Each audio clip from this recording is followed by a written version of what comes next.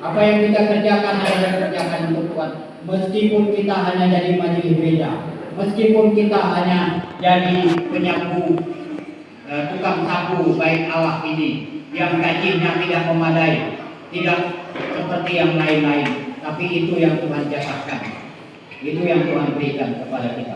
Kita sambut dengan sukacita, kita terima dengan sukacita, karena memang apa yang sudah disepakati tidak diubah-ubah, apa yang sudah disepakati tidak meleset.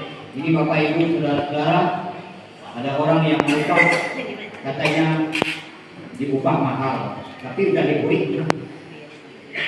Mudah-mudahan di daerah kita tidak ada. Ya, ada yang upah orang mahal, tapi ketika diberi upah murah. Saya baru tadi bayar upah tukang medek kaman saya tuh baru 2 hari. Saya tanya berapa, dia bilang, oh katanya itu biasanya 40.000 1 meter, itu 37 meter, 37 meter dikalikan 40.000 1 juta beli. Ya. Saya pikir kemarin tak sampai gitu ya, karena saya lihat kecil, awalnya kecil ini, tapi dia bilang itu sudah 37 meter kali 40.000. Wih, pengalaman Pak Bapak. Bapak Ibu saudara, saya sudah dulu kerja, kalau saya meleset dari itu maka saya tidak benar. Saya seorang yang lupa tidak benar. Nah karena itu saya belajar dari karakter orang yang ada di sini supaya apa yang diberikan sesuai dengan apa yang sudah disepakati. Yang terakhir, yang ketiga, bebas menggunakan miliknya sendiri. Jadi tidak perlu diurus. Kita tidak perlu mengurus Tuhan. Ini urusan Tuhan. Kita tidak perlu, karena memang apa yang dimiliki Tuhan, apa yang menjadi milik Tuhan, itu Tuhanlah yang menggunakan. Bebas menggunakan yang menjadi miliknya sendiri dalam ayat yang ke-50. Iri hatikan engkau, karena aku bermurah hati. Aku bebas untuk melakukan semua, karena aku yang mempunyai uang, aku yang mempunyai. Masalah waktu itu bukan urusan pekerja, tapi waktu itu urusan aku. Yang membayar upah bukan orang lain, tapi aku. Karena kita sudah sepakati sekian ya sekian upah. Jadi tidak usah dipersoalkan, tidak usah dipermasalahkan. Karena itu Bapak Ibu, marilah kita simak karakter ini. Ini menggambarkan karakternya Tuhan kepada kita. Yang pertama berlaku adil, yang kedua membayar upah tidak meleset dari apa yang sudah disepakati, yang ketiga menggunakan milik sesuai dengan menggunakan sesuatu sesuai dengan apa yang dia lakukan dan bukan urusan orang lain. Bapak Ibu saudara, saya menjadi korban. Beberapa kali saya menjadi korban. Saya mau sampaikan dulu. Bapak Ibu, dulu waktu saya pergi ke Israel saya jadi korban.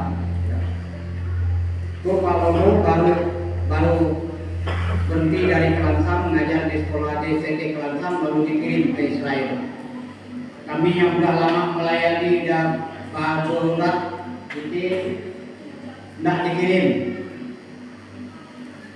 Lalu otak saya mulai berpikir, ini waktu kampanyenya Pak Kusim ini disampaikan oleh teman-teman. Ada orang saya menjadi korban iri hati dari kawan-kawan karena saya dikirim oleh Pemda ke tanah perjanjian. Saya mulai berpikir apakah aku di Kelansam itu tidak menjadi pelayan Tuhan. Lalu dia yang melayani gereja itu saja yang jadi pelayan Tuhan. Saya mulai berpikir, tapi aku mulai nikah ya Pak. Kalau nikah jadi mana itu? Tapi aku merasa tidak perlu nikah orang seperti itu. Karena saya merasa bahwa saya di Kelansam pun saya jadi pelayan Tuhan. Nah karena itu Bapak Ibu, saya jadi korban itu. Tapi saya berdoa kepada Tuhan kalau ada orang iri hati kepada saya karena Pemda untuk jadwal ini bermurah hati dengan saya, walaupun ada yang iri hati, saya tahu ini rencana Tuhan. Amin. Ada kala kita menjadi korban iri hati bagi orang lain, ya. Mari kita sabar. Kalau kita hidup dalam Tuhan, ada orang yang iri hati, ada orang yang tidak nyaman dengan kita, yang macam-macam. Ya, mari kita tahan, hidup kita serahkan pada Tuhan. Sebab Tuhan semua yang membuat kita mulus, Tuhan yang mengurus kita. Kita tidak perlu mengurus yang ini itu, yang penting Tuhan yang mengatur kita. Itulah yang dipakai oleh karakter ini. Kau tidak perlu macam-macam, sebab itu urusanku. Karena itu Bapak Ibu saudara-saudara, mari kita tanamkan firman Tuhan ini dalam kehidupan kita sehari-hari kita. Demikian renungan kita, kesimpulan kita. Yang pertama, mari kita adil dalam hidup ini. Keadilan dalam hidup kita. Yang kedua, mari kita membagikan berkat pada orang lain sesuai dengan yang disepakati. Jangan meleceh-meleceh. Yang ketiga, kita menggunakan yang menjadi milik kita bebas dan sesuka dengan hati kita sesuai dengan kehidupan apa yang kita. Bapak Ibu punya berkat, ya, punya berkat. Tapi gunakan berkat ini yang Bapak Ibu salurkan kepada pekerjaan Tuhan dengan baik, ya, dengan kuasa dari Tuhan untuk kemuliaan Tuhan. Kayak kita tepuk tangan buat Ibu Kepala Sekolah di Desa Manawaru ini, yang sudah memberikan kepada kita suluknya 3 jutaan bulannya, beberapa bulan yang kemarin. Itu buah hatinya. Ini berkat yang Tuhan kirimkan melalui orang lain. Sebenarnya tidak berdomisili di sini, tapi dia memberi buat kita. Ada bapak-bapak yang memberi yang perpuluhannya sudah tercatat di surga, amin. Walaupun mungkin tidak banyak, tapi seberapa banyak yang kita berikan itu yang Tuhan catat di surga.